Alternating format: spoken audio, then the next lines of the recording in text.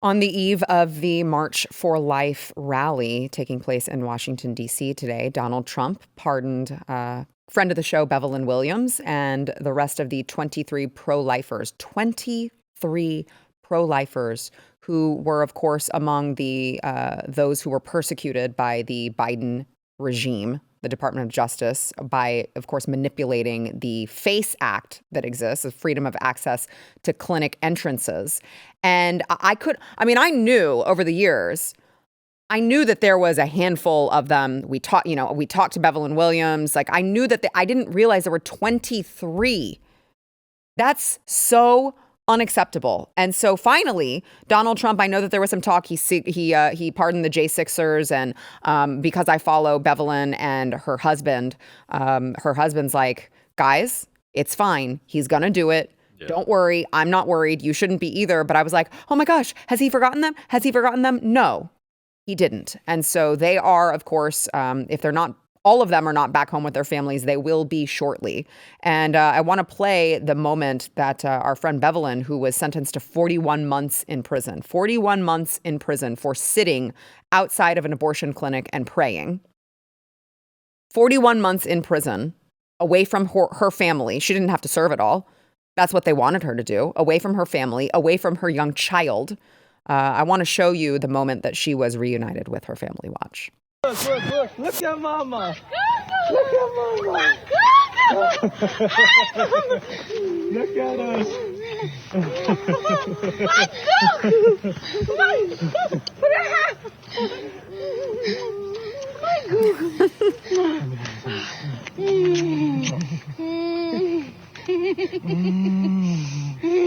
Long kiss. I'm home. I'm free. I'm free, y'all. I'm free. I'm really free. Thank you, Jesus. The Lord is good. The Lord is good. All right, boo boo. Oh, Jesus. Let me get in the car. It's cold. Yeah, it's so cold out here.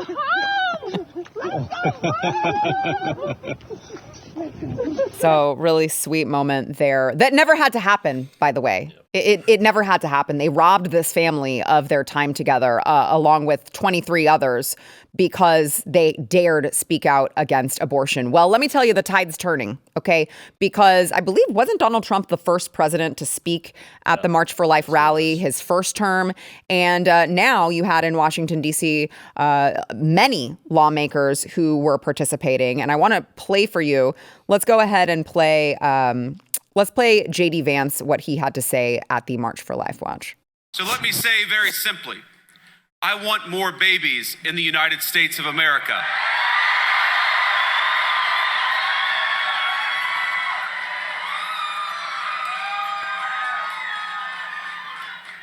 I want more happy children in our country. And I want beautiful young men and women who are eager to welcome them into the world and eager to raise them. And it is the task of our government to make it easier for young moms and dads to afford to have kids, to bring them into the world, and to welcome them as the blessings that we know they are here at the March for Life. Dare I say it's cool again to be pro-life? It feels like it. Yeah, I would argue, but among the, I almost call them something that is probably Satanist.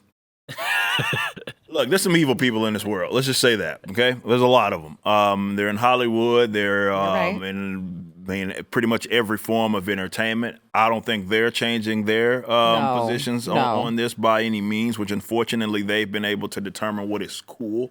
That said, I do think that at least on this issue, you are starting to see at least people be far more open about, being pro-lifers, right? And that's regardless of really political affiliation, which is how it should be. I mean, the way that, unfortunately, the concept of baby killing has been just weaponized in the West over the last, you can just talk about the last century and just how now it's just basically a form of of medicine now. Like, you know what I mean? Like reproductive health care. Yeah, that's what they call it, right? Which is strange when the entire point of the operation is to kill a human being. Exactly. I would say that's terrible health care. Yeah, that's absolutely It's also not reproducing. Yeah. No, not at all. It's the complete opposite. But it had got weaponized, convinced a lot of particularly young women that this was all that it meant to be a woman, was to kill your kid, right?